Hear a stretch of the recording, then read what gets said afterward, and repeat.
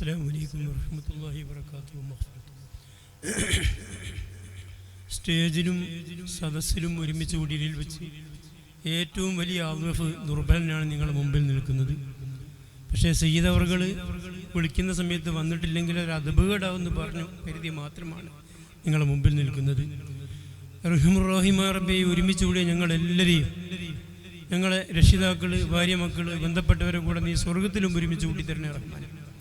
ഈ മഹത്തായിരിക്കുന്ന സംരംഭത്തിന് വേണ്ടി വാക്കുകൊണ്ടും പ്രവൃത്തി കൊണ്ടും ധനം കൊണ്ടും ആരെല്ലാം സഹായിച്ചിട്ടുണ്ടോ അവർക്കെല്ലാം നീ റബ്ബേ അർഹമായിരിക്കുന്ന സഹായം നൽകണേ റഹ്മാനെ. സ്നേഹമുള്ള ഉമ്മിനുകളെ, നമ്മൾ മഹത്തായിരിക്കുന്ന ജലാലിയ കഴിഞ്ഞ് സയ്യിദ് അവറുകളുടെ ദുആ പ്രവേശിച്ചുകൊണ്ടിരിക്കുന്ന അവസരമാണ്. ഈ അവസരത്തിൽ എൻ്റെ സ്വന്തം നഫ്സിനോടും നിങ്ങളോടും പറയാനുള്ളത്, നമ്മളൊക്കെ ഈ ദുനിയാവിൽ നിന്ന് വിട പറയേണ്ടവരാണ്. എപ്പോഴാണ് വിട പറയുക എന്ന് നമുക്കാർക്കും പറയാൻ സാധ്യമല്ല. രണ്ടാമത്തൊരു കാര്യം നമ്മൾ ശ്രദ്ധിക്കേണ്ടത്, അല്ലാഹു സുബ്ഹാനഹു തആലയുടെ രണ്ട് വസ്ഫാണ്. ഒന്ന് റഹ്മാൻ, മറ്റൊന്ന് റഹീം. റഹ്മാൻ കൊണ്ട് ഉദ്ദേശിക്കുന്നത് നമുക്കറിയാം, ഈ ദുനിയാവിൽ വെച്ച് വഴിപ്പെട്ടവർക്കും വഴിപ്പെടാത്തവർക്കും ഗുണം ചെയ്യുന്നവരാണ്. അതുകൊണ്ട് ഈ ദുനിയാവിൽ നമ്മൾ ഒന്നും പേടിക്കേണ്ടതില്ല. അതേ സ്ഥാനത്ത് രണ്ടാമത്തെ വസ്ഫാകുന്ന റഹീം, ദുനിയാവിൽ വെച്ച് വഴിപ്പെട്ടവർക്ക് മാത്രം ആഖിറത്തിൽ ഗുണം ചെയ്യുന്നവരാണ്. അവൻ മരിക്കുമെന്നുള്ള കാര്യം നമുക്ക് ഉറപ്പാണ്. ആ മരിച്ചു കഴിഞ്ഞിട്ടാണെങ്കിൽ അവിടെ ഗുണം കിട്ടുന്നത് ദുനിയാവിൽ വെച്ച് വഴിപ്പെട്ടവർക്ക് മാത്രമാണ് എന്ന് നമുക്കറിയുമ്പോൾ നമ്മളൊക്കെ ശ്രദ്ധിക്കേണ്ടത്, നമ്മളൊന്ന് ശരിപ്പെടണം, നന്നാവണം. മനുഷ്യരുടെ അവസ്ഥ 7 ഗ്രേഡിലായിട്ട് നമുക്ക് കാണാൻ കഴിയും. ഏറ്റവും താഴെയുള്ളതായിരിക്കുന്ന മർത്തബയാണ് അന്നഫ്സുൽ അമ്മാറ. അത് കഴിഞ്ഞാൽ രണ്ടാമത്തെ സ്റ്റെപ്പാണ് അന്നഫ്സുൽ ലവ്വാമ. മൂന്നാമത്തെ സ്റ്റെപ്പാണ് അന്നഫ്സുൽ മുൽഹമ. അത് കഴിഞ്ഞാൽ അടുത്തത് അന്നഫ്സുൽ മുത്മയിന്ന. അതും കഴിഞ്ഞാൽ അന്നഫ്സുൽ റാളിയ. അതും കഴിഞ്ഞാൽ അന്നഫ്സുൽ മർളിയ. അവസാനത്തെ 7ാമത്തെ ഗ്രേഡാണ് അന്നഫ്സുൽ കാമില. അതിൽ 1ഉം 2ഉം അതിൽ നിന്ന് നമ്മൾ രക്ഷപ്പെട്ട് 3ാം ഗ്രേഡിലെങ്കിലും എത്തിയിട്ടേ നമ്മൾക്ക് ഈ ദുനിയാവെന്ന് വിട പറയാവൂ. എപ്പോഴാണ് ദുനിയാവെന്ന് വിട പറയാൻ നമുക്കാർക്കും അറിയുന്നുമില്ല. അതുകൊണ്ട് തന്നെ നമ്മൾ ഈ 1ാം ഗ്രേഡിൽ നിന്നും 2ാം ഗ്രേഡിൽ നിന്നും എത്രയൊന്നും പെട്ടെന്ന് കയറിപ്പോകാൻ വേണ്ടി ശ്രമിക്കണം. 1ാമത്തെ മർത്തബ എന്തെന്ന് വെച്ചാൽ അൻ നഫ്സുൽ അമ്മാറ. നഫ്സുൽ അമ്മാറയുടെ സ്വഭാവം എന്തെന്ന് വെച്ചാൽ എല്ലാ വെടക്കത്തരങ്ങളും അവിടെ ഉണ്ടാവും. കളവ്, വഞ്ചന, ഗീബത്ത്, നമീമത്ത്, ഹസദ്, കിബർ, ഉജ്ബ് തുടങ്ങി എല്ലാ മാലിന്യങ്ങളും നിറഞ്ഞതായിരിക്കുന്ന ഒരു ഗലേജിന്റെ ഗുളി, അതല്ലെങ്കിൽ ഒരു അഴുക്കിന്റെ ഗുളിയാണ്. ആ അവസ്ഥയിൽ മനുഷ്യന് എന്ത് ചെയ്താലും, എന്ത് തെറ്റ് ചെയ്താലും ഞാൻ ചെയ്യുന്നത് തെറ്റാണ് എന്നുള്ളൊരു തോന്നലുണ്ടാവില്ല എന്ന് മാത്രമല്ല, ആരെങ്കിലും അവനെ ഉപദേശിച്ചാൽ ഉപദേശിക്കുന്നവരോട് അവർക്ക് ദേഷ്യം വരുന്നൊരവസ്ഥയാണ്. ആ അവസ്ഥയിലാണ് നമ്മളെങ്ങാനും വഫാത്താകുന്നതെങ്കിൽ നമ്മുടെ അവസ്ഥ ഭയങ്കര പരിതാപകരമാണ്. അപ്പം അതിൽ നിന്ന് രക്ഷപ്പെടാൻ വേണ്ടി നമ്മൾ ചെയ്യേണ്ടതായിരിക്കുന്ന കാര്യമാണ് ആ ഓരോ ദുസ്വഭാവങ്ങളെക്കുറിച്ചും മനസ്സിലാക്കി അത് നമ്മളിൽ നിന്ന് മാറ്റിയെടുക്കാനും വേണ്ടി നമ്മൾ ശ്രമിക്കണം. അതിന് വേണ്ടതെന്ന് വെച്ചാൽ ഓരോന്നിനെക്കുറിച്ചും മഹാനായിരിക്കുന്ന ഗസാലി ഇമാമെല്ലാം വിവരിച്ചതായിരിക്കുന്ന കാര്യങ്ങൾ ശ്രദ്ധിച്ചുകൊണ്ട് അത് നമ്മൾ മാറ്റിയെടുക്കുക. ഉദാഹരണമായി പറഞ്ഞാൽ ഹസദ്, അസൂയ. ഒരു മറ്റുള്ളതായിരിക്കുന്ന ഒരു സഹോദരനക്ക് ദുനിയവിയോ ഉഖ്റവിയോ ആയിരിക്കുന്ന എന്തെങ്കിലും ഒരു നേട്ടം കാണുമ്പം അതൊന്ന് നീങ്ങിപ്പോകണം എന്നുള്ളതായിരിക്കുന്ന ഒരു ചിന്ത, ഇത് നമ്മളൊക്കെ മനസ്സിൽ വരുന്നതാണ്. അതിനെക്കുറിച്ച് നമ്മൾ പോക്കിയെടുക്കാൻ വേണ്ടി നമ്മൾ ശ്രദ്ധിക്കേണ്ടത് എന്താണ്? ഹബീബായിരിക്കുന്ന റസൂല് പറഞ്ഞ വാക്ക്. റസൂല് പറഞ്ഞു, അൽ ഹസദ് യഅ്കുലുൽ ഹസനാതി കമാ തഅ്കുലുൻ നാറുൽ ഹതബ. നമ്മളെ കോല്, വിറക് ഒക്കെ ഉണ്ടല്ലോ, അതിനെ തീ എങ്ങനെയാണോ കത്തിച്ച് ചാമ്പലാക്കുന്നതെങ്കിൽ അതേപോലെ നിങ്ങളുടെ എല്ലാ ഹസനാത്തുകളെയും നശിപ്പിച്ച് ഇല്ലാതാക്കുന്ന കാര്യമാണ് ഹസദ്. ഒന്ന്. രണ്ടാമതായി ഹസദിനെ കുറിച്ച് നമ്മൾ മനസ്സിലാക്കേണ്ടത്, ഈ നിഅമത്തുകൾ കൊടുത്തത് ആരാണ്? അല്ലാഹു അല്ലേ. അപ്പം അത് നമ്മൾ നീങ്ങിക്കാണാൻ വേണ്ടി ആഗ്രഹിക്കുമ്പോൾ നമ്മുടെ സൃഷ്ടാവാകുന്ന അള്ളാഹുവിൻ്റെ ആ തീരുമാനത്തിന് നമ്മൾ ചോദ്യം ചെയ്യാണ്. അത് ശരിയായിട്ടില്ല എന്നല്ലേ? എന്തൊരു വങ്കത്വമാണത്. മൂന്നാമത്, ഒരു മനുഷ്യന്റെ ഈമാൻ പൂർത്തിയാകുന്നത് അവൻ എന്ത് ഇഷ്ടപ്പെടുന്നോ അത് ബാക്കിയുള്ളതായിരിക്കുന്ന ആളുകൾക്കും ഇഷ്ടപ്പെടുമ്പോഴല്ലേ. അപ്പം അതിന് നേരെ വിരുദ്ധമല്ലേ നമ്മൾ അതിന് ഈ ഹസദ് എന്നുള്ളത്? അങ്ങനെ ചിന്തിക്കുമ്പോൾ ആ ഹസദ് നമുക്ക് മാറ്റിയെടുക്കാൻ കഴിയും. എന്ന പോലെ തന്നെ ഹൊളബിനെ പറ്റി എന്താ വിരിക്കപ്പെട്ടത്? ഈ കറ്റുവായുടെ നീര് തേനെ ദുഷിപ്പിക്കുന്നത് പോലെ നമ്മുടെ ഈമാനെ ദുഷിപ്പിക്കുന്ന കാര്യമാണ് ഹൊളബ്. അങ്ങനെ ചിന്തിക്കുമ്പോൾ നമ്മുടെ സ്വന്തം ആവശ്യത്തിന് വേണ്ടിയുള്ള ദേഷ്യം നമുക്ക് മാറ്റാൻ കഴിയും. ഇങ്ങനെ ഓരോ ദുസ്വഭാവങ്ങളിലുമുള്ള ദോഷങ്ങളിലുമുള്ളതായിരിക്കുന്ന ഭവിഷ്യത്തുകൾ, അതിൻ്റെ ഗൗരവങ്ങൾ മനസ്സിലാക്കി നമ്മൾ മാറ്റലോടുകൂടി തന്നെ സ്വന്തം നഫ്സിനോട് എപ്പോഴും നമ്മൾ ഉപദേശിച്ചു കൊണ്ടിരിക്കണം. എന്തെല്ലാം ഞാൻ തരണം ചെയ്യേണ്ടതുണ്ട്. മഹത്തായിരിക്കുന്ന അവസാനത്തെ വഫാത്ത്, വിയോഗം, ആ അവസരത്തിൽ എൻ്റെ ഈമാൻ രക്ഷപ്പെടുമോ ഇല്ലേ എന്ന കാര്യത്തിൽ നമ്മൾ നഫ്സിനെ പേടിപ്പിച്ചുകൊണ്ടിരിക്കണം. ഈമാനെങ്ങാനും നമുക്ക് നഷ്ടപ്പെട്ടാൽ എന്തായിരിക്കും നമ്മുടെ അവസ്ഥ? അങ്ങനെ മരണം കഴിഞ്ഞാൽ തന്നെ ഖബറിലുള്ള ജീവിതം, കിതാബ് വിതരണം, അഅമാലുകളെ തൂക്കപ്പെടുന്നത്, സിറാത്ത് പാലം, മഹ്ശറ, ഇങ്ങനെ നമ്മളെ മുമ്പിൽ വരാനുള്ളതായിരിക്കുന്ന കാര്യങ്ങളൊക്കെ നഫ്സിനെങ്ങനെ ഓർമ്മപ്പെടുത്തിക്കൊണ്ടിരിക്കുമ്പോഴും നഫ്സ് നന്നായാനുള്ളതായിരിക്കുന്ന ഒരു മാർഗമാണ്. അതോടുകൂടി ചെയ്യേണ്ട മറ്റൊരു കാര്യമാണ് ലാ ഇലാഹ ഇല്ലല്ലാഹ് എന്ന കലിമത്ത് ധാരാളം നമ്മളിങ്ങനെ വർദ്ധിപ്പിച്ചുകൊണ്ടിരിക്കുക. ഹബീബായിരിക്കുന്ന റസൂലുള്ളാഹി സ്വല്ലല്ലാഹു അലൈഹി വസല്ലം തങ്ങൾ ഒരിക്കൽ പറഞ്ഞു, ജദ്ദിദു ഈമാനക്കും, നിങ്ങളുടെ ഈമാനെ നിങ്ങൾ ഇങ്ങനെ പുതുക്കിക്കൊണ്ടിരിക്കണം. അപ്പം അവിടെ നിന്ന് ചോദിക്കപ്പെട്ടു, കൈഫ നുജദ്ദിദു ഈമാനനാ യാ റസൂലുള്ളാഹ്, അള്ളാഹുവിൻ്റെ റസൂലെ എങ്ങനെയാണ് ഞങ്ങളുടെ ഈമാനെ ഞങ്ങൾ പുതുക്കുക? അപ്പോൾ അവിടെ ഹബീബ് പറഞ്ഞത്, അക്സിറൂ മിൻ ദിക്രി ലാ ഇലാഹ ഇല്ലല്ലാഹ്, ലാ ഇലാഹ ഇല്ലല്ലാഹ് എന്ന കലിമത്ത് നിങ്ങൾ വർദ്ധിപ്പിച്ചുകൊണ്ടിരിക്കണമെന്നാണ്. മറ്റൊരു ഹദീസിൽ ബഹുമാനപ്പെട്ടതായിരിക്കുന്ന ജാബിർ റളിയല്ലാഹു അൻഹു തൊട്ട് തിരുമദി ഇമാമും ഇബ്നു മാജഹ് റളിയല്ലാഹു അൻഹു റിവായത്ത് ചെയ്ത ഹദീസിൽ കാണാം, അഫ്ളലുൽ ദിക്രി ലാ ഇലാഹ ഇല്ലല്ലാഹ്, ദിക്റിന്റെ കൂട്ടത്തിൽ ഏറ്റവും ശ്രേഷ്ഠമായത് ലാ ഇലാഹ ഇല്ലല്ലാഹ്. വേറൊരു ഹദീസിൽ കാണാം, ഹബീബായിരിക്കുന്ന റസൂൽ പറഞ്ഞു, ലഖിനു മൗതാക്കും ലാ ഇലാഹ ഇല്ലല്ലാഹ്, നിങ്ങളുടെ മരണമാസന്നമാകുന്ന ആളുകൾക്ക് നിങ്ങൾ ലാ ഇലാഹ ഇല്ലല്ലാഹ് എന്നിങ്ങനെ ചൊല്ലിക്കൊടുക്കണം. തുടർന്ന് ഹബീബായിരിക്കുന്ന റസൂല് പറഞ്ഞു, ഫഇന്നഹാ തഹ്ദിമു ദുനൂബ അദ്മാ, കാരണം ഈ ലാ ഇലാഹ ഇല്ലല്ലാഹ് ഇങ്ങനെ ചൊല്ലിക്കൊടുക്കുമ്പോൾ ആ മരണമാസന്നമായ മനുഷ്യന്റെ ദോഷങ്ങളെ പൊളിച്ച് ഇല്ലാതാക്കി കളയും. അപ്പോൾ സ്വഹാബാക്കൾ ചോദിച്ചു, ഫകൈഫ ഇദാ ഖാലഹ, അപ്പൊ അയാളെ സദസ്സിൽ വെച്ച് പറഞ്ഞാൽ തന്നെ അയാളെ ദോഷങ്ങൾ ഇങ്ങനെ പോകുന്നുണ്ടെങ്കിൽ അയാൾ തന്നെ പറഞ്ഞാൽ എന്താണ്? ഒരു മനുഷ്യൻ തന്നെ ലാ ഇലാഹ ഇല്ലല്ലാഹ് എന്ന് പറഞ്ഞാൽ എന്താണ് അവസ്ഥ? അപ്പൊ ഹബീബായിരിക്കുന്ന റസൂല് പറഞ്ഞു, ഹിയ അഹ്ദമു ഹിയ അഹ്ദമു, അവൻ തന്നെ പറയുകയാണെങ്കിൽ ദോഷങ്ങളെ വല്ലാതെ പൊളിച്ചു കളിയും, ഇസ്മത്തുഫിലാക്കിക്കൊണ്ടാണ് പറഞ്ഞത്.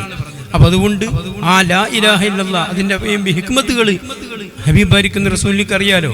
അതിന്റെ അടിസ്ഥാനത്തിൽ റസൂല് പറഞ്ഞതാണ്, മഹാന്മാര് വിവരിക്കുന്നു, ഈ കലിമത്തിനിക്ക് വലിയ അസറുണ്ട്, ലാ ഇലാഹ ഇല്ലല്ലാഹ്. പക്ഷെ അത് പറയുന്നതായിരിക്കുന്ന അവസരത്തിൽ നമ്മൾ സൂക്ഷിക്കേണ്ടത് 5ഓളം വിഷയങ്ങൾ നമ്മൾ അവിടെ സൂക്ഷിക്കേണ്ടതുണ്ട്. ഒന്നാമത്തത്, 2 മദ്ദവടിയുണ്ട്, ലാ ഇലാഹ ഇല്ലല്ലാഹ്. ചില സ്ഥലത്തൊക്കെ മയ്യത്ത് കൊണ്ടുപോകുന്ന സമയത്ത് പറയുന്നേക്കാം ലാ ഇലാഹ ഇല്ലല്ലാഹ്, ലാ ഇലാഹ ഇല്ലല്ലാഹ്, ലാ ഇലാഹ ഇല്ലല്ലാഹ്. അങ്ങനെ പറ്റൂല. മറിച്ച് ഒന്ന് ലാ എന്നിടത്തും മദ്ദുണ്ട്, ലാ ഇലാഹ അവിടെയുണ്ട്, ഇല്ലല്ലാഹ് അവിടെയൊക്കെ നമ്മൾ ഒരു ഹർഫിന്റെ ഖദർ മദ് ചെയ്യൽ നിർബന്ധമാണ്. പിന്നെ മറ്റൊന്ന് സൂക്ഷിക്കേണ്ടതെന്ന് വെച്ചാൽ, ഇലാഹ് എന്നിടത്തെ ഹംസ തൊണ്ടയുടെ ഏറ്റവും അടിയിൽ നിന്ന് ബലത്തോടുകൂടി നേർപ്പിച്ച് പറയേണ്ട അക്ഷരമാണ് ഹംസ. ആ ഹംസ പറയുന്ന അവസരത്തിൽ ശ്രദ്ധിച്ചിട്ടില്ലെങ്കിൽ, തഹ്കീക്ക് അഥവാ ബലപ്പെടുത്തൽ വന്നിട്ടില്ല എങ്കിൽ യാ ആയി പോകും, ലാ ഇലാ എന്നായി പോകും. നമുക്കറിയാം, കുറെ ആൾ ചെല്ലുന്ന അവസരത്തിൽ സദസ്സിലൊക്കെ ശ്രദ്ധിച്ചാൽ അധികാളും ലാ ഇലാഹ എന്നാണ് വരുന്നത്. അതൊരിക്കലും ശരിയല്ല. അപ്പോൾ അവിടെ സൂക്ഷിച്ച് ലാ ഇലാഹ. പിന്നെ മറ്റൊന്ന് ശ്രദ്ധിക്കേണ്ടത്, ലാ ഇലാഹ ആ ഒരു മുഖഫഫായിരിക്കുന്ന ഒരു ഫത്ഹ് ആ ഹാക്ക് കൊടുക്കണം, അല്ലെങ്കിൽ ലാ ഇലാഹ ഇല്ലല്ലാഹ് ലാ ഇലാഹ ഇല്ലല്ലാഹ് എന്നായി പോകും. അതുകൊണ്ടും കലിമത്ത് ശരിയാവില്ല. മറിച്ച് ആ ഹാക്ക് ചെറിയൊരു നേരിയ ഫത്ഹ് കൊടുത്തുകൊണ്ട് ലാ ഇലാഹ. പിന്നെ ഇല്ലല്ലാഹ് എന്ന് പറയുമ്പോഴും ആ ഇല്ല ഹംസനെ തഹ്കീക്കാക്കി കനപ്പിച്ചുകൊണ്ട് തന്നെ പറയുക. പിന്നെ ശ്രദ്ധിക്കേണ്ട മറ്റൊരു കാര്യം, ഇല്ലല്ലാഹ് എന്നിടത്തുള്ളതായിരിക്കുന്ന അടുത്ത ലാമാണ്. ആ ലാം നമ്മൾ നേരത്തെ ലാം ലാ ഇലാഹ എന്ന് പറഞ്ഞെടുത്ത് ആ ലാം ഉച്ചരിച്ച് അതേ സ്ഥലത്തുനിന്ന്, അഥവാ നാവിൻ്റെ തലയുടെ അരു മേലെ മുൻപല്ലിൻ്റെ ഊന്, നമ്മുടെ ഭാഷയിൽ പറഞ്ഞ നിജി, അവിടെ ടച്ച് ചെയ്തുകൊണ്ടാണല്ലോ ലാ എന്ന് പറഞ്ഞത്. അവിടെ തന്നെയാണ് ഇല്ലല്ലാഹ് എന്ന അള്ളാഹ് എന്ന് പറയുന്നതായിരിക്കുന്ന അവസരത്തിൽ നാവ് ടച്ച് ചെയ്യേണ്ടത്. പക്ഷെ പക്ഷേ അധിക ആളുകളെയും നമ്മൾക്ക് പരിശോധിച്ച് നോക്കിയാൽ കാണാൻ കഴിയും, ആ നാവ് അല്ലാഹ് ഇല്ലല്ലാഹ് എന്നൊക്കെ പറയുന്നതായിരിക്കുന്ന അവസരത്തിൽ നാവിൻ്റെ തല നിജിയിൽ നിന്നും ഇറങ്ങി പല്ലിലേക്ക് ടച്ചായി കൊണ്ട് കാണാൻ കഴിയും. അങ്ങനെ ചെയ്യുന്നുണ്ടെങ്കിൽ അത് കലിമത്ത് തൗഹീദ് ആവൂല, ലാ ഇലാഹ ഇല്ലല്ലാഹ് ആവൂല. മറിച്ച് ലാ എന്ന് പറയുന്ന അവസ്ഥ നമ്മൾ പിന്നെ പറയുന്ന നിജിയിലേക്ക് തന്നെ ടച്ചാക്കിക്കൊണ്ട് പറയണം. ഇത് നമ്മളെ നിസ്കാരത്തിനും ബാധകമാണ്. കാരണം നിസ്കാരത്തിൻ്റെ ഖൗലിയായിരിക്കുന്ന ആദ്യത്തെ ഫർദ് തക്ബീറത്തുൽ ഇഹ്റാമാണല്ലോ. അവിടെ ലാ ഇലാഹ ഇല്ലല്ലാഹ് എന്ന് പല്ലിലേക്ക് ഇറക്കിക്കൊണ്ട് പറഞ്ഞാൽ അവിടെ നമ്മളെ നിസ്കാരം ശരിയാവില്ല. ഈ കലിമത്ത് അത് നമ്മൾ പ്രത്യേകം ശ്രദ്ധിക്കണം. ഇലാ എന്ന് പറയുന്ന അവസരത്തിൽ എങ്ങനെയാണോ പറഞ്ഞത് അവിടെ തന്നെ, പക്ഷേ നാവിൻ്റെ മുരട് മേലോട്ട് ഉയർത്തി വായി നിറയെ വെള്ളമുള്ള പോലെയാക്കി തഫ്ഖീമാക്കുന്നു. അപ്പം കേൾക്കുമ്പോൾ നമുക്ക് കേൾക്കുന്നവർക്ക് ലാ ഇലാഹ ഇല്ലല്ലാഹ് നിജ്മൽ നാവ് തട്ടുമ്പോഴും പല്ലുമത്തട്ടിച്ച് ആകുമ്പോഴും ഒക്കെ കേൾക്കുമ്പോൾ ഒരുപോലെ ഉണ്ടാവും, പക്ഷേ പറയുന്നവർക്ക് അതറിയാം. അതുകൊണ്ട് ആ കാര്യങ്ങളൊക്കെ സൂക്ഷിച്ചുകൊണ്ട് ആ കലിമത്ത് തൗഹീദ് നമ്മൾ കൂടുതൽ ചെല്ലുക. അതുപോലെ തന്നെ എപ്പോഴും അല്ലാഹുവിനോട് ദുആ ചെയ്യുക, പഠിച്ചവനെ അമ്മാറത്തും ബിൻ നഫ്സ് എന്നുള്ളതായിരിക്കും നിലയിൽ നിന്ന് എന്നൊന്ന് രക്ഷപ്പെടുത്തി തരണേ എന്ന്.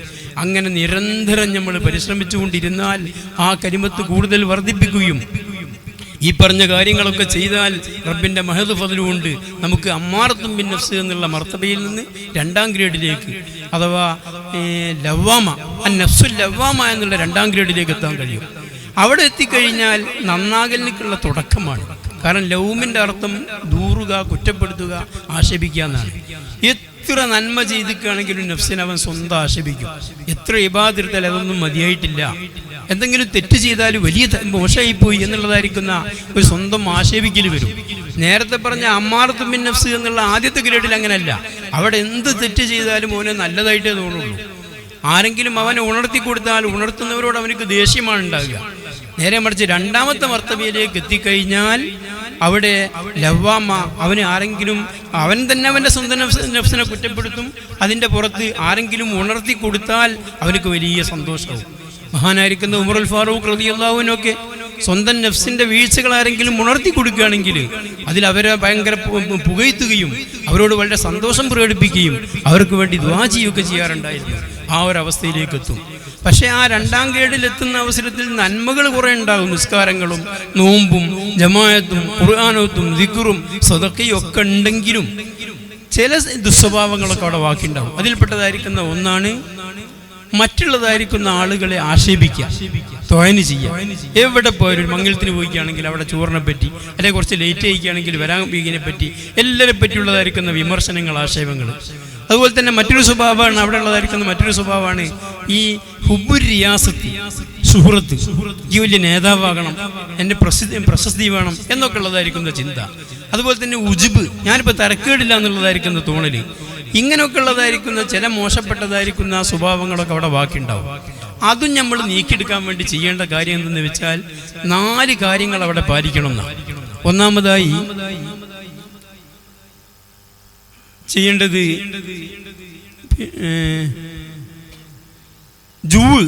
വിശപ്പ് അഥവാ ഭക്ഷണം കുറയ്ക്കുക. ഭക്ഷണം കുറയ്ക്കുക എന്ന് പറഞ്ഞാൽ ഒറ്റയടിക്ക് ഭക്ഷണം കുറയ്ക്കരുത്, ക്രമേണ ഇങ്ങനെ കുറച്ച് വരിക. ഉദാഹരണം പറഞ്ഞാൽ ഒരു 6 പത്തിരി തിന്ന ആളാണെങ്കിൽ പെട്ടെന്ന് 2 പത്തിരിയിലേക്ക് പോകരുത്. അവൻ പെട്ടെന്ന് ഒരു 5 ആക്കുക കുറച്ച് ദിവസം, പിന്നെ കുറച്ച് കഴിഞ്ഞിട്ട് ഒരു 4 ആക്കുക, പിന്നെ ഒരു 3-ലോ 2-ലോ അത്ര മതി. അതുപോലെ ഇടയ്ക്കിടയ്ക്ക് നോമ്പുകൾ നോൽക്കുക. ഇങ്ങനെ വിശപ്പ് ഉണ്ടാക്കുക. അത് നന്നാകാനുള്ള ഏറ്റവും വലിയ മാർഗ്ഗമാണ്. വയറ് നിറയുമ്പോഴാണ് പല അനർത്ഥങ്ങളും ഉണ്ടാകുന്നത്. മഹാനായിരിക്കുന്ന സൈനുദ്ദീൻ മഖ്ദൂം റളിയല്ലാഹു അൻഹു പറഞ്ഞല്ലോ, അഫാതു ശിബഇൻ സിഖലു ജിസ്മിൻ ഖസ്വത്തുൽ ഖൽബിൽ ഇസാലതു ഫിത്നതൻ മുതമൽമില തദയീഫു ജിസ്മിൻ അൻ ഇബാദത്തി റബ്ബിഹി ജൽബുൽ ലിനൗമിൻ ഫത്രുകൻഹു അബ്ഹിലാ. വയറ് നിറച്ച് ഭക്ഷണം കഴിച്ചു കൊണ്ടിരുന്ന ഉണ്ടാകുന്ന അവസ്ഥ തളീഫു ജിസ്മിൻ അൻ ഇബാദത്തി റബ്ബിഹി, റബ്ബിൻ്റെ ഇബാദത്തിലെ തൊട്ട് ശരീരം ദുർബലമാകും. അതുപോലെ തളീഫു ജിസ്മിൻ അൻ ഇബാദത്തി റബ്ബിഹി, അതുപോലെ തന്നെ ജൽബുൽ നൗം, ഉറക്കിനെ വലിച്ചു കൂട്ടും. പല അനർത്ഥങ്ങളും ഉണ്ടാക്കി തീർക്കുന്ന കാര്യമാണ് ഈ വയറ് നിറച്ച് ഭക്ഷണം കഴിക്കുക എന്നുള്ളത്. അത് നമ്മൾ ഒഴിവാക്കിയെടുക്കണം. അതിൽ കൂടി കുറേ ദുസ്വഭാവങ്ങൾ മാറ്റിയെടുക്കാൻ കഴിയും. പിന്നെ മറ്റൊന്നാണ് ഉസ്ലത്ത്. ഹൈറായ വിഷയത്തിൽ മയ്യത്ത് പരിപാലനം, ദിക്റിൻ്റെ മജ്ലിസ്, ജുമുഅ, ജമാഅത്ത്, ഇങ്ങനെയുള്ള വിഷയങ്ങൾ ഒഴിച്ച് ബാക്കിയുള്ള കാര്യങ്ങളിൽ നിന്നൊക്കെ ജനങ്ങളുമായി അകന്ന് ഒറ്റക്ക് ഇങ്ങനെ കൂടുക. മറ്റൊന്നാണ് സുംത്ത്, മൗനം, കഴിവിൻ്റെ പരമാവധി സംസാരം കുറയ്ക്കുക. ദിക്റുകളും ഖുർആനുകളും മറ്റുള്ളതായിരിക്കും നസീഹത്തുക്കൾ ഇത്രയും പറയുക. നേരെ മറിച്ച് മറ്റുള്ള ദുനിയവിയായ സംസാരം, മഹാനായിരിക്കുന്ന നബി റളിയല്ലാഹു അൻഹു പറഞ്ഞതായി കാണാൻ കഴിയും. ഒരു കാര്യം പറയാനൊരുങ്ങുമ്പോൾ ഒരു മുഅ്മിന് പല തവണ ആലോചിക്കണം, ഞാൻ ഈ ഉദ്ദേശിക്കുന്ന കാര്യം പുറത്ത് പറഞ്ഞാൽ എന്താ സംഭവിക്കുക. എന്തെങ്കിലും ഹൈറ് ബോധ്യപ്പെടുകയാണെങ്കിൽ തീർച്ചയായിട്ടും പറയണം. ഷെറാണെന്ന് ബോധ്യപ്പെടുന്നെങ്കിൽ പറയാനേ പാടില്ല. ഇനി ഹൈറും ഇല്ല ഷെറും ഇല്ല പറഞ്ഞാൽ, എന്നാൽ അവിടെ നല്ലത് മൗനം പാലിക്കലാണ്. ആ നിലക്ക് സംസാരം കുറച്ച് ദുനിയവിയായിരിക്കുന്ന സംസാരം കുറച്ച് വരിക.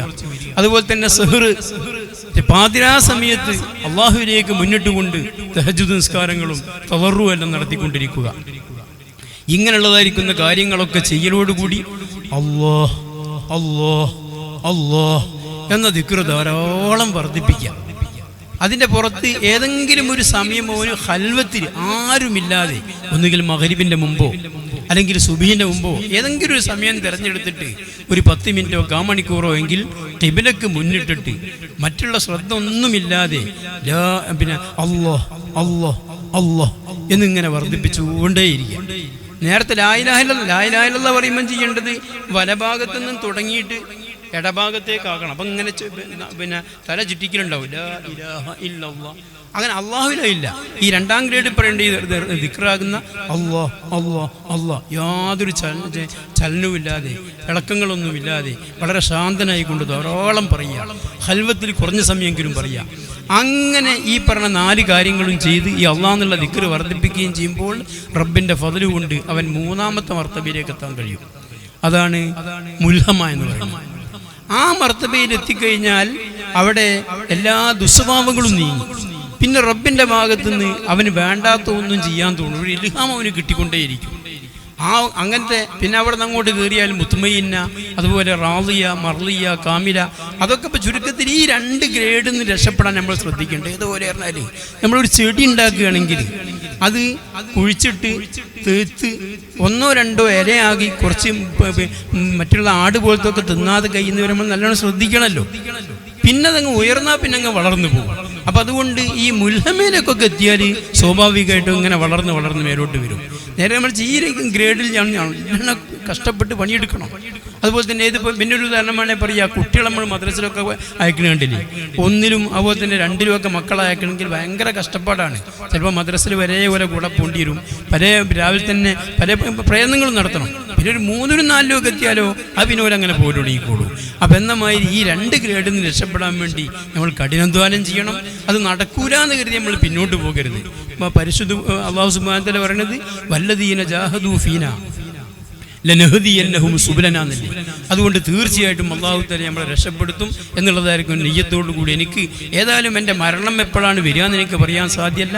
അത് വരുന്നതായിരിക്കുന്ന അവസരത്തിൽ ഈ 2 ഗ്രേഡിൽ നിന്ന് രക്ഷപ്പെട്ട് 3ാമത്തെ അവസ്ഥയിലേക്കെങ്കിലും ഞാൻ എത്തണം എന്നുള്ളതായിരിക്കുന്ന ഒരു ദൃഢനിശ്ചയം നമ്മളൊക്കെ ഉണ്ടാക്കിയെടുക്കണമെന്ന് എൻ്റെ നഫ്സിനെയും നിങ്ങളെ ഓർമ്മപ്പെടുത്തി എന്നിൽ നിന്ന് വന്നതായിരിക്കുന്ന ഈ ഇത്രയും ആലിമീങ്ങളെയും സയ്യിദന്മാരെയൊക്കെ മുമ്പിൽ എണീറ്റെന്ന് നിങ്ങളെ സമയം നഷ്ടപ്പെടുത്തിയത് ക്ഷമിക്കണമെന്നും ദുആ ചെയ്യണമെന്നും അപേക്ഷിച്ചുകൊണ്ട് എല്ലാവരോടും ദുആ വസിയത്ത് ചെയ്തുകൊണ്ട് അസ്സലാമു അലൈക്കും വറഹ്മത്തുള്ളാഹി വബറകാതുഹു.